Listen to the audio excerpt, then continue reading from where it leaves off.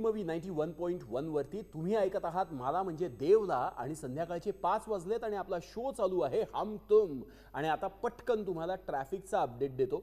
तुम्ही जर आता टिळक रोडवरनं स्वारगेटकडे चालला असाल तर ट्रॅफिक एकदम हळू आहे, स्लो मूव्हिंग आहे, मस्त चाललेलं आहे. पण पुढे जर तुम्ही स्वारगेटवरनं हडपसरकडे जाणार असाल तर गोळीबार मैदानाच्या इथे ट्रॅफिक पूर्णपणे जाम झालेलं आहे. तुम्हाला माहिती असेल आता सध्या तिथे कन्स्ट्रक्शनचं काम चाललेलं आहे, त्यामुळे तिकडनं कॅम्पकडनं जाताना जर तुम्हाला पुढे जायचं असेल तर ट्रॅफिक खरंच खूप जाम आहे. दुसरा एखादा अल्टरनेट रोड आपल्याला शोधता आला, खरं तर आत्ता सध्या दुसरा कोणताच अवेलेबल नाही आहे, त्यामुळे तिकडे जाणार असाल तर तुमच्या सगळ्यांसाठी बॅक टू बॅक 4 गाणी घेऊन आलो आहे ओनली ऑन रेडिओ टी-मूव्ही 91.1. मित्रांनो, मी देवदत्त आणि आपण सध्या बोलतोय रेडिओच्या बेसिक्सबद्दल, रेडिओ या माध्यमाबद्दल. आत्ता तुम्ही जे ऐकलत ते आत्तापर्यंत तुम्ही अनेकदा ऐकलं असेल रेडिओवरती की ट्रॅफिक अपडेट.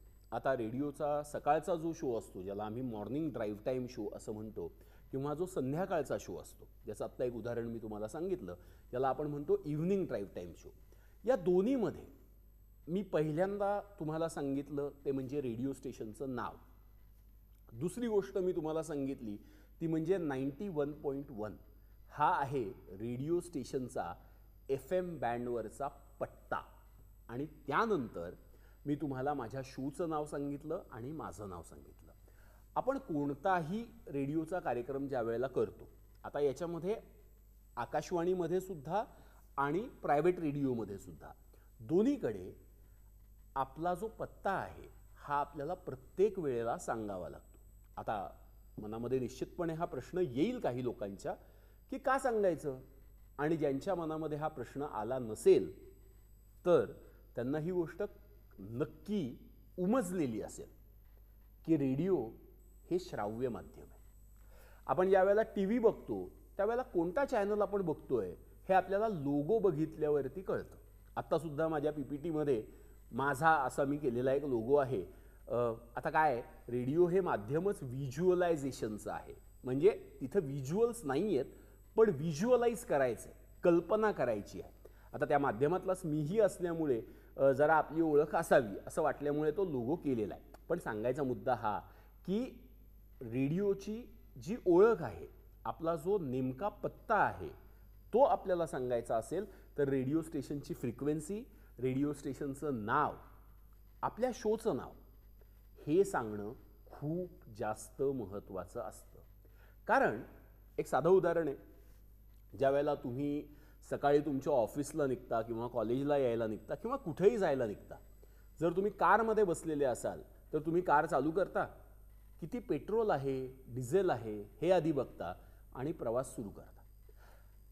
रेडिओ चालू होतो, गाणी सुरू होतात, कोणतं रेडिओ स्टेशन चाललंय हे RJ बोलायला येऊस तोपर्यंत आपल्याला कळतच नाही. कारण आपण जनरली स्वाभाविकपणे सहजपणे आपण कधीही आपल्या टेप रेकॉर्डरकडे किंवा त्या डिव्हाइसकडे नीट बघत नाही. आपण पटपट पटपट 1 2 3 4 बटणं दाबत आपण स्टेशन बदलत राहतो. त्यामुळे ही जबाबदारी RJची असते किंवा कार्यक्रमाच्या निर्मात्याची असते एका अर्थाने की त्यांनी आपलं रेडिओ स्टेशनचं नाव, त्याचा पत्ता हा सांगितला पाहिजे. ती रेडिओची ओळख आहे. टेलिव्हिजनवरती किंवा आजच्या यूट्यूबसारख्या माध्यमामध्ये सुद्धा हे करावं अनेकदा लागत नाही. याचं कारण असं आहे की लोगो दिसतो, व्हिज्युअल्स दिसत असतात.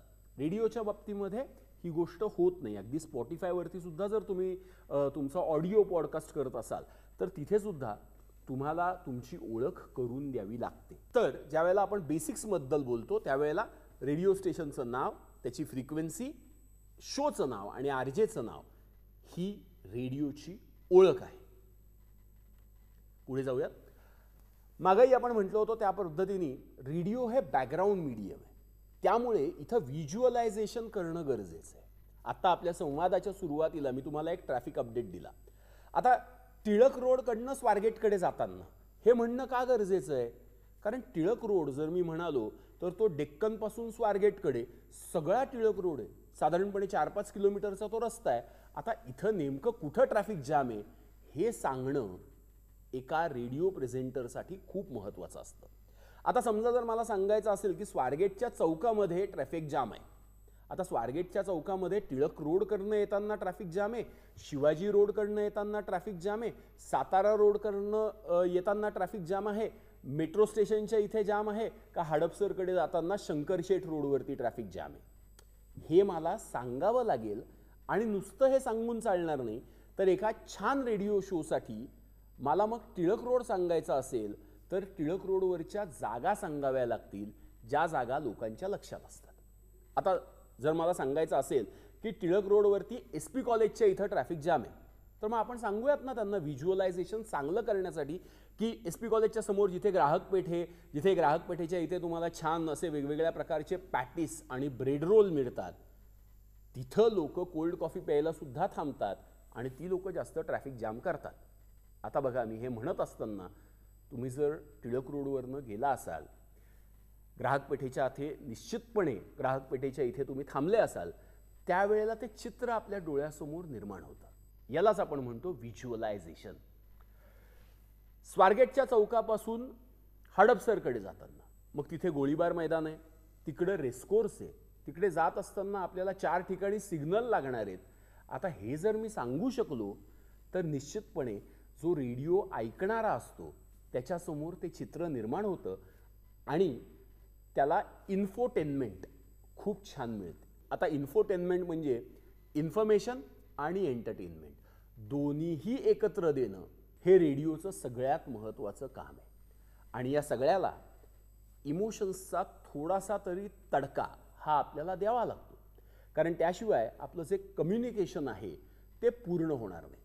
त्यामुळे सगळ्यात महत्त्वाची गोष्ट रेडिओ बॅकग्राऊंड मीडियम असल्यामुळे ही आहे की आपल्याला आपल्या श्रोत्यांबरोबर मैत्रीपूर्ण संबंध निर्माण करायचे. Will have to make the friendly relationships with our listeners. Now when I say friendly relationships, त्याच्यामध्ये ही गोष्ट येते की लोक ना दिवसभरामध्ये वैतागलेली असतात, अनेक कारणांनी वैतागलेली असतात. बॉसवरती वैतागलेले असतात, घरच्यांवरती वैतागलेले असतात. खरं तर लोकांना रडण्यासाठी 100 कारणं, आपल्याला सुद्धा, फक्त लोकांना काय, वैतागण्यासाठी आपल्याकडे 100 कारणं असतात. खुश होण्यासाठी, आनंद मिळण्यासाठी एखादं छानसं गाणं हे एक निमित्तही पुरतं आणि तेच तर निमित्त आपण लोकांना सारखं देत असतो. त्यामुळे शक्यतोवर जास्तीत जास्त पॉझिटिव्ह राहून आपण आपला शो करणं खूप गरजेचं असतं. आता ही पॉझिटिव्हिटी ही उगाचच वरवरची नाही आणली तर खूप बरं होतं, कारण आपण रेडिओ प्रेझेंटर आहोत, आपण RJ आहोत, आपण काही लोकांना लाईफ कोचिंग देणारे इन्स्पिरेशनल स्पीकर्स नाही आहोत. तो वेगळा भाग आहे. आपण RJ आहोत जे लोकांना रोज भेटणार आहोत. त्यामुळे आज मी अभिनय केला तर उद्या मी परत अभिनय नाही करू शकत. त्यामुळे आपल्याला जितकं सहज राहता येईल तितकं सहज राहून लोकांबरोबर मैत्री करणं हे या माध्यमाची एक महत्त्वाची गरज आहे. पुढे जाऊया. Radio speaks with mini. आता खरं तर आत्ताही तुमच्याशी मी संवाद साधत असताना एका 500 स्क्वेअर फीटच्या एका बंद खोलीमध्ये, खरं तर छान खोली आहे, AC वगैरे असणाऱ्या खोलीमध्ये मी एकटा बसलेलो आहे आणि कॅमेऱ्याशी गप्पा मारतो. पण खरंच मी कॅमेऱ्याशी गप्पा मारतोय का, मी मायक्रोफोनशी गप्पा मारतोय का, का मी तुमच्याशी संवाद साधतोय? तर निश्चितपणे त्याचं उत्तर आहे कॅमेरा आणि मायक्रोफोन हे माध्यम आहे, मी तुमच्याशी बोलतोय. त्यामुळे रेडिओ हा अनेकांशी बोलणारं हे माध्यम आहे. पण कसं माध्यम आहे, तर मी अनेकांशी त्यांच्या कानात जाऊन बोलतोय. त्यामुळे एका अर्थाने मी एकाशीच बोलतोय, पण ते अनेकांपर्यंत पोचतंय. पण माझा जो संवाद आहे तो इंटरपर्सनल असला पाहिजे. प्रयत्न मी असा केला पाहिजे की मी माझ्या एखाद्या चांगल्या मित्राशी किंवा मैत्रिणीशी ज्या सहजपणे बोलेल त्या सहजपणे मी बोललो पाहिजे. कारण आपले जे श्रोते आहेत ज्यांच्याशी आपण संवाद साधतो ते वेगवेगळ्या ठिकाणी पसरलेले असतात. एखादा चहावाला असू शकतो, एखादा प्राध्यापक असू शकतो, एखादे रिक्षावाले काका असू शकतात, एखादा ऑडीमध्ये माझा शो ऐकत असेल, एखाद्या कंपनीचा मॅनेजर असेल, तर एखादी व्यक्ती कदाचित अगदी भिकारीसुद्धा असू शकते. पण या सगळ्यांशी मी बोलत असतो, कारण रेडिओ हे त्या अर्थाने स्थानिक माध्यम आहे. म्हणजे पुण्याचा रेडिओ हा पुण्याचा रेडिओ आहे, सांगलीचा रेडिओ हा सांगलीचा रेडिओ आहे, मुंबईचा रेडिओ हा मुंबईचा रेडिओ आहे, दिल्लीचा रेडिओ हा दिल्लीचा रेडिओ आहे. आता हे ज्या वेळेला मी म्हणतो त्यावेळेला जी स्थानिक संस्कृती आहे ती संस्कृती या माध्यमामध्ये खूप मोठ्या प्रमाणामध्ये येते. म्हणजे पुण्याच्या रेडिओवरती जर मला बोलायचं आहे तर पुण्याच्या रेडिओमध्ये मला समजा जर एखाद्या हँगआउटबद्दल बोलायचं आहे, खाण्याच्या एखाद्या छान ठिकाणाबद्दल बोलायचं आहे, मला स्ट्रीट फूडबद्दल सांगायचं आहे. मुळामध्ये स्ट्रीट फूड, चहाचे कट्टे, कॅफे या सगळ्या जागा या रेडिओसाठी खूप जास्त महत्त्वाच्या असतात. त्यामुळे जेव्हा मला पुण्याबद्दल बोलायचं असेल त्यावेळेला मी तिथं बोलत असताना मिसळीबद्दल बोलेल, मी वडापावबद्दल बोलेल, मी एखाद्या छान कॅफेबद्दल बोलेल, मी पावभाजीबद्दल बोलेल संध्याकाळच्या शोमध्ये, पाणीपुरीबद्दल बोलेल.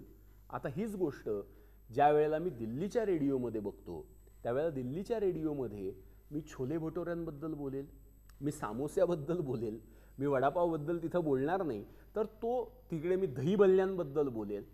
त्यावेळेला तो दिल्लीचा रेडिओ होतो.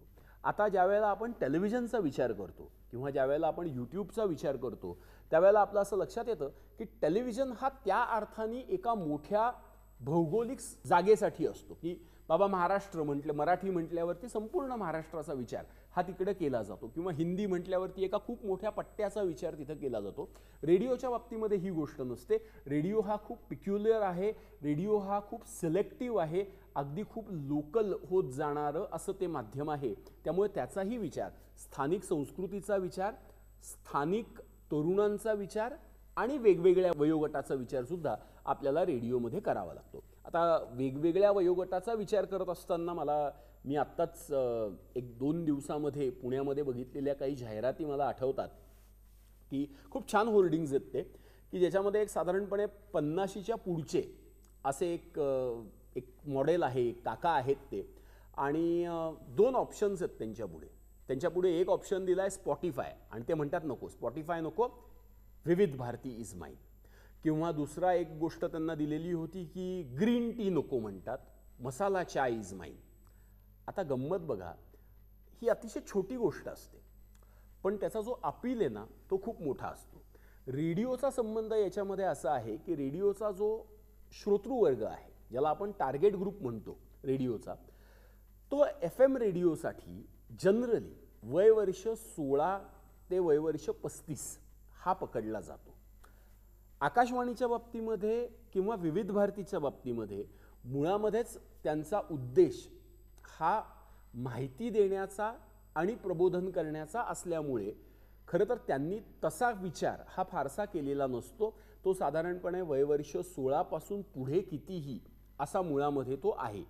पण FM रेडिओच्या बाबतीमध्ये मात्र आपल्याला असं लक्षात येतं की थोडासा तरुणांकडे जास्त झुकलेलं असं ते माध्यम आहे. याचा अर्थ बाकीचे ऐकत नाहीत असं नाही, आणि मला असं वाटतं की जे मनानी तरुण आहेत ते सगळेच तरुण असतात. म्हणजे AR रहमान, त्याच्या आधी आपण जात असताना मोहम्मद रफी साहेब, किशोर कुमारजी, इथपासून सुरू होणारा अरिजित सिंगपर्यंत सगळ्या गाणी जर आपण ऐकत असू तर आपण सगळेजण तरुणच असतो ना, त्याबद्दल वादातीत असा हा मुद्दा असतो. पण श्रोत्यांना समजून घेणं, ऑडियन्सचा रिसर्च करणं ही गोष्ट खूप महत्त्वाची असते. आणि बऱ्याचदा रेडिओसाठीचा जो रिसर्च आहे हा लायब्ररीमध्ये होत नाही अशातला भाग नाही, पण तो लायब्ररीपेक्षा जास्त रस्त्यावर होतो, आजूबाजूला बघताना होतो. त्यामुळे आपल्याला जर मायक्रोफोनच्या पुढे तोंड उघडायचं असेल आणि बोलायचं असेल तर त्याच्या आधी आपले डोळे आणि कान दोन्हीही उघडे असले पाहिजे आणि आपण सतत अनेक गोष्टींचा शोध आपल्या आजूबाजूला घेतला पाहिजे. म्हणजे तुम्ही, मला असं वाटतं की ज्याला रेडिओवरती बोलायचं आहे त्यांनी 4 व्हीलरमधनं जरा कमी फिरावं, 2 व्हीलरवरनं फिरावं किंवा चालत फिरावं. का? कारण जितके आपण चालत फिरतो तितके कट्टे आपल्याला जास्त कळतात, तितके लोक आपल्याला जास्त दिसतात, आणि जितकं आपण जास्त बघू, जितके नमुने आपल्याला भेटतील तितकं आपलं बोलणं चांगलं होऊ शकतं, असा माझा आत्तापर्यंतचा अनुभव आहे. आणि रेडिओतले सुद्धा जे सगळे एक्सपर्ट्स आहेत त्यांनी आत्तापर्यंत हेच सांगितलेलं आहे. रेडिओतले एक खूप पायोनियर किंवा सुरुवात मराठीमध्ये करणारे असे पु ल देशपांडे, यांनी सुद्धा या विषयावरती खूप भर दिलेला आहे. ज्यांना इंटरेस्ट असेल त्यांनी पुलंची त्याबाबतची जी पुस्तकं आहेत, श्रोते हो म्हणून पुलंचं खूप सुंदर पुस्तक आहे, जे त्यांच्या श्रुतिकांवरती सुद्धा आधारित असं पुस्तक आहे. अवेलेबल असतं ते सगळीकडे, कोणत्याही लायब्ररीमध्ये तुम्हाला मिळू शकेल. नक्की तुम्ही ते बघायला हरकत नाही. पुढे जाऊयात. मग अशी मी म्हटलं त्या पद्धतीने की आपण अनेकांशी जरी बोलत असलो तरी सुद्धा खरं तर आपला संवाद हा एकाशी चाललेला असतो. आता हा ज्या वेळेला आपल्याला संवाद करायचा आहे त्यावेळेला सगळ्यात महत्त्वाची गोष्ट असते ती म्हणजे आपली भाषा ही अत्यंत सोपी असली पाहिजे. आत्तासुद्धा मी तुम्हाला खरं तर शिकवतोय, त्यामुळे त्याला शिकवण्याचा असा थोडासा भाव याच्यामध्ये आलेला आहे. पण इतकासुद्धा रेडिओमध्ये येण्याची आवश्यकता नसते. सहज गप्पा झाल्या पाहिजे तो रेडिओवरती, त्याशिवाय आपण ऐकणार नाही. म्हणजे चल ना जाऊयात पाणीपुरी खायला असं म्हटल्यावरती पाणीपुरी खाता खाता किंवा एक कटिंग चहा घेता घेता ज्या अनेक विषयांवरती आपण बोलतो, आता बघा ना किती विषयांवरती आपण बोलतो. म्हणजे ट्रम्प साहेबांना सल्ला देण्यापासून ते पंतप्रधानांना जरा अहो या बाबतीमध्ये असं नाही, असं झालं पाहिजे असं सांगण्यापासून ते अरे ते तुझं मध्यंतरी चाललं होतं ते आता झालं का नीट, असं अत्यंत वैयक्तिक बोलण्यापर्यंत अनेक गोष्टी या आपण त्या कट्ट्यावरती करत असतो. एक्झॅक्टली त्याच पद्धतीने पण फॉर्मली आपण रेडिओवरती बोलणं आवश्यक असतं. त्यातूनच आपलं जे प्रेझेंटेशन आहे ते इंटरेस्टिंग होतं आणि सगळ्यात महत्त्वाची गोष्ट म्हणजे वैविध्य असणारा असा कॉन्टेंट, डायनॅमिक कॉन्टेंट हा आपण घेऊन येतो. त्यामुळे मला असं बऱ्याचदा वाटतं की रेडिओ हे त्या अर्थाने चौथं माध्यम आहे. म्हणजे सकाळी उठल्या उठल्या पहिल्यांदा आपण आपला फोन बघतो, व्हॉट्सअप बघतो, स्टेटस बघतो, त्यानंतर चहा घेता घेता कदाचित पेपर वाचतो किंवा मोबाईलवरतीच ऑनलाईन पेपर बघतो. तिसरं माध्यम म्हणजे यूट्यूब किंवा टेलिव्हिजन असतं की ज्याच्यावरती आपण परत अपडेट्स घेतो. आणि चौथं माध्यम हे रेडिओ असतं. पण त्या चौथ्या माध्यमामध्ये आपल्याला जर पारंगत व्हायचं असेल, उत्तम काम करायचं असेल तर आपल्याला सिक्स्थ सेन्स किंवा एक सहावा टेक हा कंटेंटच्या बाबतीमध्ये निश्चितपणे असला पाहिजे. आणि त्याच्यासाठी एकमेव पर्याय आहे आणि याची ट्रेड सिक्रेट एकच आहे, आपलं ऑब्झर्वेशन उत्तम असलं पाहिजे. ज्याचं ऑब्झर्वेशन चांगलं तो उत्तम बोलू शकतो. ही रेडिओची मला वाटतं सगळ्यात टॉप सिक्रेट आहे. कोणत्याही आरजेला किंवा रेडिओ प्रेझेंटरला तुम्ही विचारा तो तुम्हाला नक्की सांगेल की ऑब्झर्वेशन हीच याच्याकडे जाणारी की आहे. पुढे जाऊयात. रेडिओचे जी स्पीड आहे ना ते खूप फास्ट मीडियम आहे. आपण असं म्हणतो की न्यूजपेपरचं जे आयुष्य असतं, एखाद्या वर्तमानपत्राचे जे आयुष्य असतं ते एका दिवसाचं असतं, त्याला शेल्फ व्हॅल्यू असं म्हटलं जातं. पण रेडिओचं जे आयुष्य आहे ते खूप फास्ट आहे. याच्यामध्ये आरजे जे बोलतो ती जी गोष्ट आहे ती अत्यंत फास्ट असते आणि हे अत्यंत फ्लेक्सिबल माध्यम आहे. आता हे अत्यंत फ्लेक्सिबल माध्यम आहे असं ज्या वेळेला मी म्हणतो त्यावेळेला आज एक चांगला रेडिओचा शो हा फोनवरती होऊ शकतो. येस, तुमच्या कोणत्याही स्मार्टफोनवरती आणि तुमच्या स्मार्टफोनला एक चांगला मायक्रोफोन जर तुम्ही लावलात तर तुम्ही उत्तम रेडिओच्या शोची निर्मिती करू शकता. आज अनेक असे ॲप्लिकेशन्स आहेत. तुम्हाला सांगायचं झालं तर ओडॅसिटी हे एक ॲप्लिकेशन असं आहे ज्याच्यावरती तुम्ही उत्तम एडिटिंग करू शकता, मिक्सिंग करू शकता. स्पॉटिफायवरती सुद्धा जर तुमच्याकडे मेंबरशिप असेल तर फ्री म्युझिक तुम्ही स्पॉटिफायवरनं डाउनलोड करू शकता. तंत्रज्ञानाने हे सगळं सोपं केलेलं आहे. फक्त एक गोष्ट तंत्रज्ञानाने अजून तरी आपल्याला दिलेली नाही आहे, ती म्हणजे कॉन्टेंट. आशय हा आपल्याला आपलाच तयार करावा लागतो. त्यामुळे या स्पीडला मॅच करणारा असा आशय तयार करणं ही रेडिओच्या निर्मात्यांपुढे असणारी सगळ्यात मोठी अशी समस्या नाही म्हणणार, चॅलेंज असतो तो की जो रोज रेडिओचा निर्माता घेत असतो. आता त्याच्यासाठी काय केलं पाहिजे तर निश्चितपणे वर्तमानपत्र वाचली पाहिजे, अलर्ट आपण असलं पाहिजे आणि प्रत्येक गोष्टीवरती वेगळा विचार हा जर आपण केला तर या स्पीडशी आपण खूप छान पद्धतीने आपण मॅच करू शकतो. रेडिओच्या गतीशी आपण खूप छान पद्धतीने जुळवून घेऊ शकतो. रेडिओचा जो कंटेंट आहे ना तो खूप पटकन शिळा होतो. कारण आत्ता मी जे बोललो ते कदाचित संध्याकाळपर्यंत राहीलच असं नाही. त्यामुळे आपण one has to be on the toe. की पटपट पटपट त्या गोष्टीकडे आपण बघितलं पाहिजे. म्हणजे कॅलेंडर ज्या वेळेला, ज्याला रेडिओचा चांगला निर्माता व्हायचा आहे ना, त्यांनी कॅलेंडरशी मैत्री केली पाहिजे. काय केलं पाहिजे म्हणजे, आता समजा जानेवारी 2025 मध्ये मला शो करायचा आहे, तर जानेवारी 2025 मध्ये 2024 सारख्याच घटना घडणार आहेत का? तर नाही. पण तारखा त्याच असणार आहेत का? तर निश्चितपणे असणार आहेत. साधारणपणे आपण ज्या वेळेला एखादा रेडिओचा शो प्लॅन करतो किंवा टेलिव्हिजनचाही शो प्लॅन करतो, त्यावेळेला आपल्याला काही गोष्टी या नक्की माहिती असतात. म्हणजे आता जानेवारी 2025 असं जर मी म्हटलं, तर तेव्हा मकर संक्रांत येणारच आहे. मग तिळगुळ घ्या गोड बोला आपण म्हणणारच आहोत.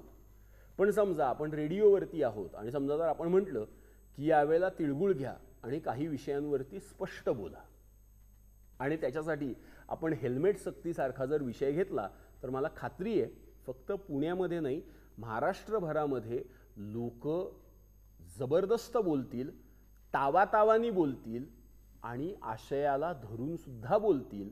मला निश्चितपणे खात्री आहे त्या विषयावरती इतका सुंदर कंटेंट निर्माण होऊ शकतो. लोक हेल्मेट घालतील की नाही हा वेगळा मुद्दा आहे, पण याच्यावरती खूप चांगल्या कार्यक्रमाची निर्मिती होऊ शकते, ही गोष्ट मात्र आपण खात्रीलायकरित्या आपण सांगू शकतो. तशीच जानेवारीमध्ये येणारा दुसरा महत्त्वाचा विषय आहे तो म्हणजे आपला राष्ट्रीय सण आहे 26 जानेवारी, प्रजासत्ताक दिन. या विषयावरती सुद्धा आपण कार्यक्रमाची निर्मिती करू शकतो. आता जर तुम्ही कॅलेंडर बघितलं तर प्रत्येक महिन्यामध्ये किमान असे 2 तरी दिवस आपल्याला मिळतात की ज्याच्या आजूबाजूला 4 दिवस आपण वेगवेगळ्या कार्यक्रमांची निर्मिती करू शकतो. आता एका रेडिओ प्रोफेशनलसाठी सगळ्यात मोठा चॅलेंज हा असतो की दरवर्षी दिवाळी येणार असते, दरवर्षी गणपती येणार असतात, दरवर्षी 15 ऑगस्ट येणार असतो, पण त्या वर्षाला साजेसा आजूबाजूला घडणाऱ्या ज्या घटना आहेत त्या घटनांचा विचार करून आपल्याला कार्यक्रमाची निर्मिती करायची असते, त्याचं प्रेझेंटेशन करायचं असतं. आणि ते ज्या वेळेला आपण चांगलं करतो त्यावेळेला आपल्यालाही मजा येते, आणि जर आपल्याला निर्माता म्हणून आनंद झाला तर आपल्या श्रोत्यांना सुद्धा त्याचा खूप आनंद होतो. याचं डॉक्युमेंटेशन मात्र खूप महत्त्वाचं असतं. याचं कारण असं आहे की आज आपण जे बोलतो त्याचं जर आपण डॉक्युमेंटेशन नाही करून ठेवलं तर अनेक अडचणींना आपल्याला सामोरं जावं लागू शकतं. मुळामध्ये रिसर्चचा हा सगळ्यात महत्त्वाचा आणि पहिला टप्पा असतो की आपण जे काही बोलणार आहोत त्याचं उत्तम डॉक्युमेंटेशन हे जर आपण करून ठेवलं तर कार्यक्रमाची निर्मितीही उत्तम होऊ शकते, त्याचं सादरीकरण म्हणजे प्रेझेंटेशनही चांगलं होऊ शकतं, आणि आपण सुद्धा कार्यक्रमाच्या नंतर म्हणजे पुढच्या वर्षी ज्या वेळेला आपल्याला एखाद्या कार्यक्रमाची निर्मिती करायची असेल तर आपण जर त्याचं डॉक्युमेंटेशन करून ठेवलेलं असेल तर त्याचे रेफरन्सेस हे आपल्याला खूप पटकन मिळतात. एखाद्या कार्यक्रमाच्या निर्मात्यासाठी ही एक फार महत्त्वाची गोष्ट असते. ही दुसरी गोष्ट आज रेडिओ फ्लेक्सिबल झाल्यामुळे आहे की आज रेडिओ खूप मोठ्या प्रमाणामध्ये इंटरनेटवरती आहे. पॉडकास्टमुळे झालेली गोष्ट अशी आहे की आज रेडिओची जी क्षितिजं आहेत ही खूप मोठ्या प्रमाणामध्ये रुंदावलेली आहेत. स्पॉटिफाय, ऑडिबल आणि असे अनेक वेगवेगळे प्लॅटफॉर्म्स आहेत. कुकू FM आहे, पॉकेट FM आहे, की जिथे आज आपण कॉन्टेंट ऑन डिमांड हा आपल्याला मिळतो. आणि आज पत्रकारितेचं शिक्षण घेत असताना सुद्धा, हे शिक्षण घेत असताना सुद्धा तुम्ही उत्तम आशय निर्मिती या माध्यमांवरती करू शकता. आता कशावरती करायची आहे तर तुमच्या आजूबाजूला घडणाऱ्या गोष्टी तुम्ही बघा, त्या पद्धतीने तुम्ही आशयाची निर्मिती करू शकता. तुम्हाला जर समजा वाटलं आपल्याला फॅशनमध्ये इंटरेस्ट आहे तर फॅशनची माहिती देणारा असा रेडिओ आज तुम्ही स्पॉटिफायवरती तयार करू शकता. आता इथे मी रेडिओ असं ज्या वेळेला म्हणतोय त्यावेळेला मी ब्रॉडली रेडिओ असं म्हणतोय. मला एखादा छान पॉडकास्ट शो असं त्या बाबतीमध्ये म्हणायचं आहे. तुम्हाला समजा आयुर्वेदामध्ये इंटरेस्ट असेल, आयुर्वेदाशी ओरिएंटेड आपण शो करू शकतो. तुम्हाला पुस्तकांमध्ये इंटरेस्ट असेल, उत्तम पुस्तक परीक्षण आणि नव्या आलेल्या पुस्तकांची ओळख किंवा जुन्या पुस्तकांचा आदानप्रदान, या अशा अनेक गोष्टी या इथे होऊ शकतात. हीच गंमत रेडिओ या माध्यमाची आज आहे की ऑन डिमांड इथे कॉन्टेंट देऊ शकता. आणि खरं सांगायचं तर आज आपल्याला तो द्यावा लागेल. म्हणजे पंतप्रधानांचा सुद्धा जो मन की बात हा कार्यक्रम असतो दर महिन्याला, आता तुम्ही जर बघितलं तर त्या कार्यक्रमामध्ये सुद्धा स्वतः पंतप्रधान हे अर्थातच निश्चितपणे त्यांचा कार्यक्रम असल्यामुळे त्यामध्ये बोलत असतात, पण त्यांची जी टीमसुद्धा आहे या कार्यक्रमाची निर्मिती करणारी, त्यांचाही रिसर्च त्या बाबतीतला अतिशय नेमका असतो, अतिशय योग्य असा असतो. त्यामुळे तुम्ही जर बघितलं तर त्या महिन्यामध्ये घडणाऱ्या अनेक घटनांचा, महत्त्वपूर्ण घटनांचा आढावा हा पंतप्रधानांनी त्याच्यामध्ये घेतलेला असतो आणि पुढे काय होऊ शकतं याबद्दल सुद्धा त्याचाही बऱ्यापैकी अंदाज हा त्यांनी घेतलेला आहे असं आपल्याला दिसतं. त्यामुळे लोकांच्या मन की बात ही आपल्याला समजणं ही सगळ्यात जास्त गरजेची असते. रेडिओ ऑन डिमांडमध्ये ही सगळ्यात महत्त्वाची गोष्ट आहे. रेडिओबद्दल सगळं छान बोलत असताना रेडिओच्या काही मर्यादासुद्धा आहेत. त्यातली सगळ्यात महत्त्वाची मर्यादा रेडिओची ही आहे की रेडिओला स्पेस त्या अर्थाने नाही. म्हणजे रेडिओचा एखादा आर्काईव्ह बाबा माझ्या घरामध्ये मी करून ठेवला आहे अशी गोष्ट आज फारशी होताना दिसत नाही. न्यूजपेपरच्या बाबतीमध्ये, वर्तमानपत्रांच्या बाबतीमध्ये ती गोष्ट असते, पण रेडिओचा जो आर्कायवल व्हॅल्यू त्याची जी आहे ती त्या अर्थाने कमी आहे. अर्थात ज्या वेळेला तुम्ही न्यूज ऑन AIR सारख्या वेबसाईटवरती जाता त्यावेळेला आकाशवाणीकडे खूप मोठा संग्रह आहे, पण पुन्हा एकदा हा आकाशवाणीसारख्या एका मोठ्या माध्यमाला, खऱ्या अर्थाने मोठ्या माध्यमाला ही गोष्ट शक्य असते. रेडिओची जी लिंक असते FM रेडिओची ती साधारणपणे 1 मिनिटाची असते. आता 1 मिनिटामध्ये जेवढा आशय बसू शकतो तेवढाच आपण तिथे देत असतो. किंवा एखादा रेडिओचा टॉक शो ज्या वेळेला असतो त्यावेळेला तो जास्तीत जास्त 15 मिनिटाचा असतो, 5 मिनिटापासून ते 15 मिनिटापर्यंत. अशा वेळेला त्याची जी आर्कायवल व्हॅल्यू आहे ती फार कमी असते. त्यामुळे ती एक मर्यादा या माध्यमाची आहे. जसं व्हिज्युअल्स इथे नाही आहेत, हे या माध्यमाचं त्याची एक ती मर्यादा आहे. त्याच पद्धतीने की स्पेस या माध्यमामध्ये कमी आहे ही या माध्यमाची एक मर्यादा असते. पण एका वेगळ्या अर्थाने बघितलं तर त्याचाच एक स्ट्रेंथ म्हणून आपण ज्या वेळेला वापर करतो त्यावेळेला त्या मर्यादेवरती ती मर्यादा ओव्हरकम करण्याचं कामसुद्धा आपण करतो. पण या माध्यमाची ही मर्यादा आहे हे आपण मान्य केलं पाहिजे. रेडिओची पर्सनॅलिटी आपण ज्या वेळेला म्हणतो त्यावेळेला मला असं वाटतं की आवाज हा विषय इथे खूप महत्त्वाचा ठरतो. कारण रेडिओमध्ये अनेक जण काम करत असतात. साधारणपणे एका प्रायव्हेट रेडिओ स्टेशनमध्ये किमान 25 जण काम करत असतात. त्यातले काही जण जाहिरात विभागामध्ये काम करतात. आपण ज्या विभागामध्ये काम करतो त्याला प्रोग्रॅमिंग असं म्हणतात, जिथे मेनली कंटेंट डेव्हलपमेंटचं काम होतं. आणि या सगळ्यामध्ये कार्यक्रमाचे निर्माते असतात, साऊंड इंजिनियर असतात, रिसर्च करणारी टीम असते, काही रिपोर्टर्ससुद्धा असतात. पण हे सगळे मागं काम करत असतात. रेडिओमध्ये जर आपल्या समोर कुणी येत असेल, आपल्या कानामध्ये कुणाचा आवाज येत असेल तर तो RJचा आवाज येतो आणि त्यामुळे आवाज जो असतो तो बऱ्यापैकी महत्त्वाचा असतो. आता आवाजाचा विषय निघाला की अनेकदा प्रश्न विचारला जातो की चांगला आवाज कोणता. तर खरं सांगायचं तर हे माझ्या एकट्याचं मत नाही आहे. ब्रॉडकास्टिंगमध्ये आणि आवाजाच्या क्षेत्रामध्ये ज्या अनेक दिग्गजांनी काम केलेलं आहे त्याच्यामध्ये डॉक्टर श्रीराम लागूसुद्धा आहेत. लागू सरांचंच एक पुस्तक आहे आवाजावरती त्यांनी लिहिलेलं. त्याच्यातही त्यांनी म्हटलेलं आहे की चांगला आवाज कोणता आणि वाईट आवाज कोणता हे सांगता येणं खूप अवघड आहे. तुम्ही आवाजाचा वापर कसा करता, चांगल्या पद्धतीने करता का वाईट पद्धतीने करता, ही गोष्ट आपण त्याच्यामध्ये ठरवू शकतो. पण आवाजाचा वापरसुद्धा ठरतो तो आशयावरती, कॉन्टेंटवरती, स्क्रिप्टवरती ती गोष्ट ठरते. त्यामुळे रेडिओची जी पर्सनॅलिटी असते ऑन ॲन ॲव्हरेज आपण असं म्हणू शकतो की कानाला जो आवाज छान वाटेल तो आवाज रेडिओसाठी असावा. पण आवाजापेक्षा ज्या आशयाला आपण आवाज देणार आहोत तो आशय खूप जास्त महत्त्वाचा असतो. त्यामुळे रेडिओचा विचार करत असताना आशय घनता ही गोष्ट फार महत्त्वाची असते. त्याच्याकडे आपण जास्तीत जास्त लक्ष देणं गरजेचं असतं. आवाज हा आपला बेसिकली कानाला चांगला वाटावा, फार लाऊड तो नसावा, किंद्रासुद्धा नसावा, सहज, सोपा, क्लिअर असा कोणताही आवाज हा आज एक्सेप्टेबल झालेला आहे. आता AIच्या माध्यमातून, आर्टिफिशियल इंटेलिजन्सच्या माध्यमातून वेगवेगळे आवाज हे AIने सुद्धा तयार केलेले आहेत. अर्थात त्याच्यामध्ये बोलीभाषेचा अजून इम्पॅक्ट आलेला नाही, पण काम त्याच्यावरती सुद्धा चालू आहे. त्यामुळे एका वेगळ्या अर्थाने आपल्याला त्याच्याशी सुद्धा स्पर्धा करायची आहे. म्हणजे सोपी एक्झरसाइज जर मी तुम्हाला सांगायची असेल, तुम्ही कदाचित केली पण ती असेल की मायक्रोसॉफ्ट वर्डमध्ये तुम्ही एखादी गोष्ट जर टाईप केली, अगदी माझी ही प्रेझेंटेशनसुद्धा जर तुम्ही तिकडे घेऊन गेलात आणि स्पीक असं जर म्हणालात किंवा स्पीच असा ऑप्शन जर तुम्ही क्लिक केलात, तर आपला कम्प्युटर AIचा आवाज द्यायला लागतो, पण तो आपल्या कानाला तेवढा बरा वाटत नाही, कारण अजूनही तो तेवढा डेव्हलप झालेला नाही आहे. पण ग्रॅज्युअली तो डेव्हलप होणारच नाही असं नाही, निश्चितपणे तो डेव्हलप होणार आहे. त्यामुळे या विषयावरती सुद्धा काम करणं हे गरजेचं आहे. पण आशय हा विषय मला असं वाटतं की आवाजापेक्षा सुद्धा जास्त महत्त्वाचा आहे.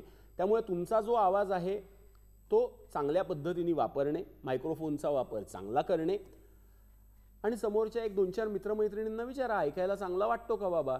म्हणजे आमच्या एक सरांनी आम्हाला सांगितलेली व्याख्या होती चांगल्या आवाजाची, की फोनवरती बोलताना तुम्हाला जो आवाज छान वाटतो तो आवाज चांगला आहे, ब्रॉडकास्टिंगसाठी त्याचा वापर करा. आणि ही गोष्ट मला वाटतं खूप महत्त्वाची आहे.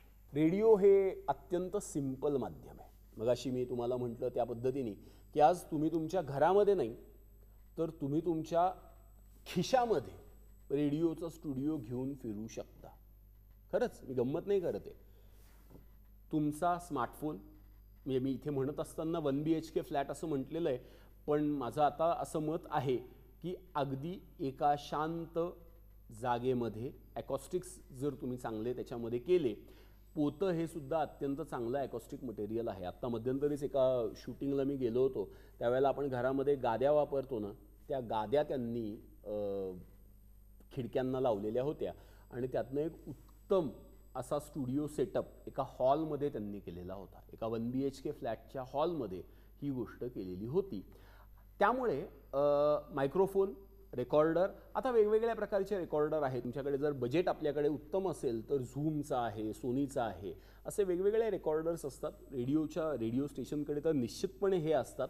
पण आज फ्लेक्सिबिलिटी पण इतकी महत्त्वाची आहे की चांगल्या स्मार्टफोनमध्ये सुद्धा आज ते रेकॉर्डर्स असतात. आणि एक ॲमेझॉनवरती जर तुम्ही गेलात तर तुम्हाला वेगवेगळ्या तुमच्या बजेटप्रमाणे वेगवेगळे मायक्रोफोन्स आज अवेलेबल आहेत. वापरता जर आपल्याला आलं ना तर मी तुम्हाला खात्रीने सांगतो सगळे मायक्रोफोन्स छान आहेत. म्हणजे माझ्या संग्रहामध्ये आहुजाचा 700 रुपयाचा मायक्रोफोन पण आहे आणि शुअरचा 15,000 रुपयाचा मायक्रोफोन पण आहे. आता जर मी तुम्हाला रेकॉर्ड करून दोन्हीचा आवाज ऐकवलात तर 100 पैकी 95 जणांना सांगताही येणार नाही आहुजाचा कोणता आणि शुअरचा कोणता. मुद्दा हा असतो, तुमचं बजेट काय आहे हे बघा आणि त्या पद्धतीने तुम्ही खरेदी करा. तुमच्या फोनवरती सुद्धा तुम्ही आज उत्तम रेकॉर्डिंग करू शकता. हीच या माध्यमातली सगळ्यात मोठी सहजता किंवा सिम्प्लिसिटी आहे. रेडिओ हा इंडिव्हिज्युअलसाठी आहे की प्रत्येकाशी आपण संवाद साधत असतो. त्यामुळे त्या वैयक्तिक संवादाशी आणि व्यक्तिगत मैत्रीचं असं हे माध्यम आहे. विशेषतः पॉडकास्टिंग, ऑडिओ पॉडकास्टिंग हे तर याचं उत्तम उदाहरण आहे. अनेकदा रेडिओ हा रात्रीचं जेवण झाल्यावरती ऐकला जातो. खूप ऑडिओ बुकसुद्धा ऐकल्या जातात आणि हेच त्याचं खूप छान आणि वेगळं उदाहरण म्हणून आपण घेऊ शकतो.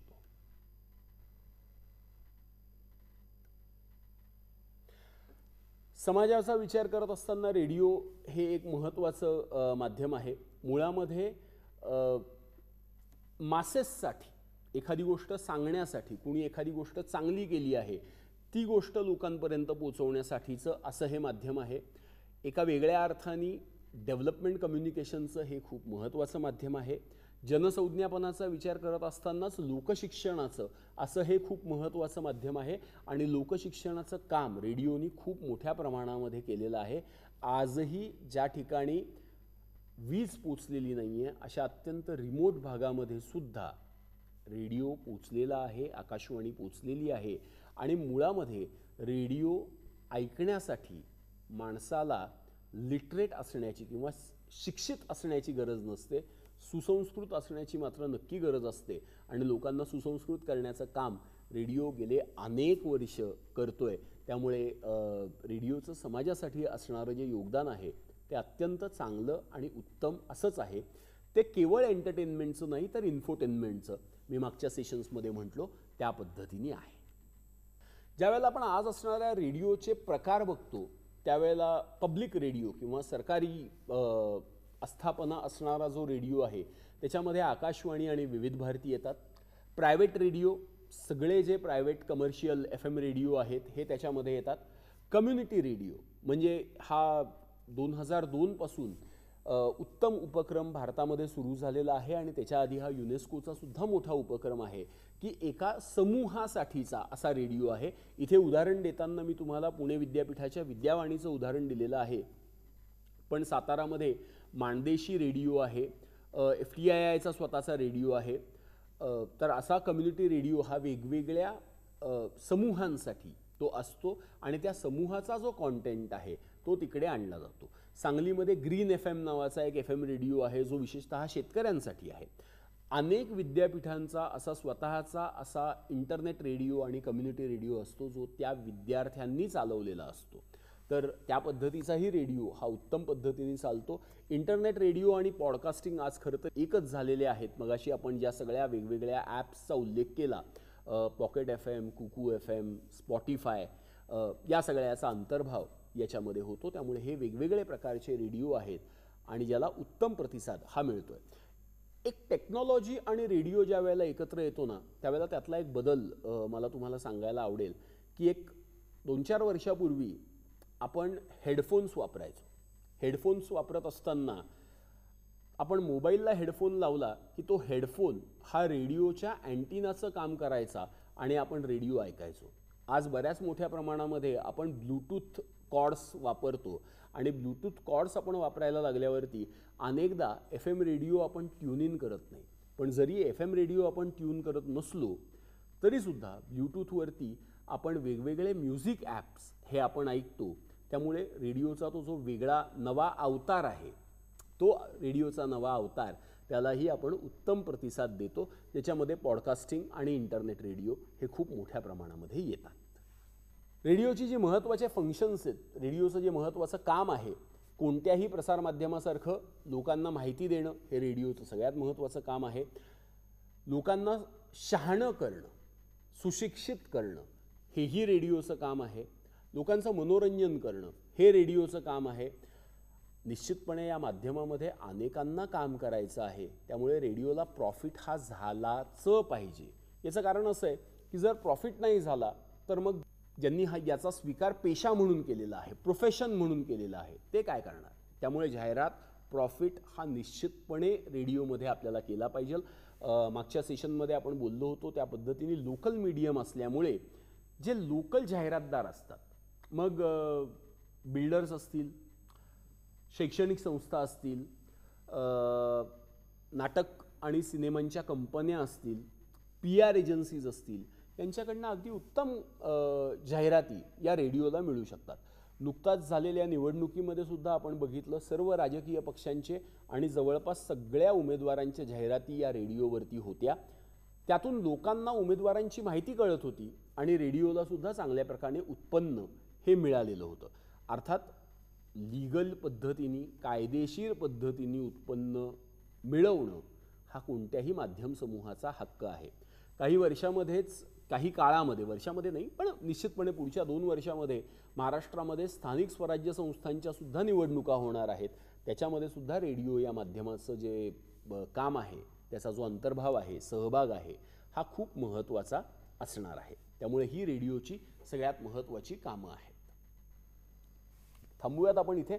काही तुम्हाला प्रश्न असतील तर निश्चितपणे विद्यापीठाशी तुम्ही संपर्क करा. वैयक्तिक काही प्रश्न असतील तर तेही ईमेल करून विद्यापीठाला नक्की विचारा. माझ्याशी संबंधित जे प्रश्न असतील त्याचं उत्तर तुम्हाला मी नक्की देईन, लवकरात लवकर देईन. धन्यवाद.